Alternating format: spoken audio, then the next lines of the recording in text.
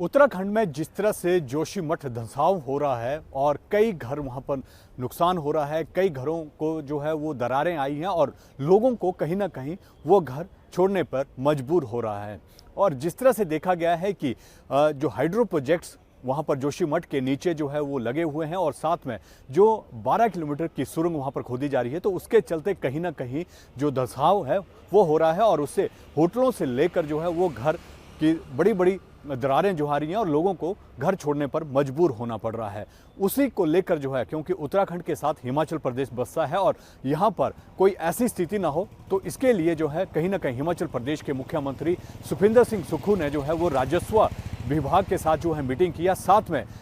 हर जिले के डीसी को भी जो है वो वीडियो कॉन्फ्रेंसिंग के जरिए मीटिंग ली है और ये कहा है कि कहाँ कहाँ पर ये धंसाव हो रहा है, साथ ही रिसाव कहाँ पर है और कहाँ पर ब्लैक स्पॉट्स हैं, उनको चिन्हित करने की बात जो है वो कहीं ना कहीं की गई है। क्योंकि हिमाचल प्रदेश में किन्नौर, शिमला, कुल्लू और लाहौल स्पीति और मंडी में कई जगह पर हाइड्रो प्रोजेक्ट्स लगे हुए हैं और ऐसे में कई स्थिति जो है बनती हुई नज़र आ रही है। क्योंकि मंडी और कुल्लू में कई ऐसे मकान हैं जो जर्जर की हालत में हो गए हैं, क्योंकि कहीं पर टनल्स का काम लगा हुआ है तो कहीं पर जो है वो हाइड्रो प्रोजेक्ट्स लगे हुए हैं। तो इनको ब्लैक स्पॉट को चिन्हित करने की बात जो है वो मुख्यमंत्री सुखविंदर सिंह सुक्खू ने कही है। खासकर जो कांगड़ा है, धर्मशाला का मैक्लोडगंज है, वहाँ पर जो 10 दिन के अंदर रिपोर्ट देने के लिए कहा गया है। क्योंकि सेंट्रल यूनिवर्सिटी के जो वैज्ञानिक हैं उन्होंने साफ तौर पर कहा है कि जो प्लेट्स हैं, यानी कि जो मैक्लोडगंज जहाँ पर स्थित है, वो कहीं ना कहीं धंसाव की स्थिति में बन सकता है। तो इसको लेकर जो है डीसी कांगड़ा से 10 दिन में रिपोर्ट मांगी गई है। क्योंकि जो वैज्ञानिक है उन्होंने साफ तौर पर कहा है कि जो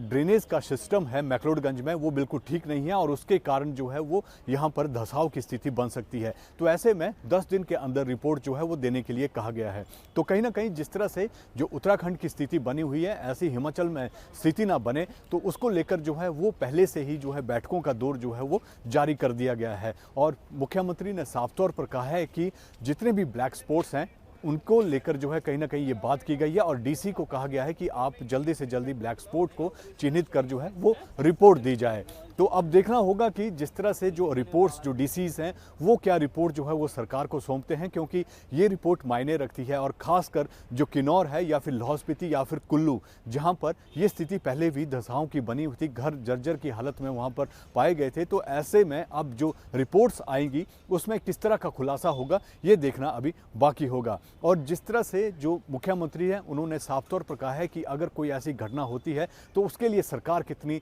तैयार है, प्रशासन कितना तैयार है, तो इसको भी निर्देश दिए गए हैं कि वो भी तैयारी जो है वो कहीं ना कहीं रखी जाए। तो अब रिपोर्ट्स जो है वो देनी है और उसके बाद ये साफ हो पाएगा कि हिमाचल में कहीं ऐसी स्थिति तो नहीं है जैसी उत्तराखंड के जोशीमठ में हो रही है।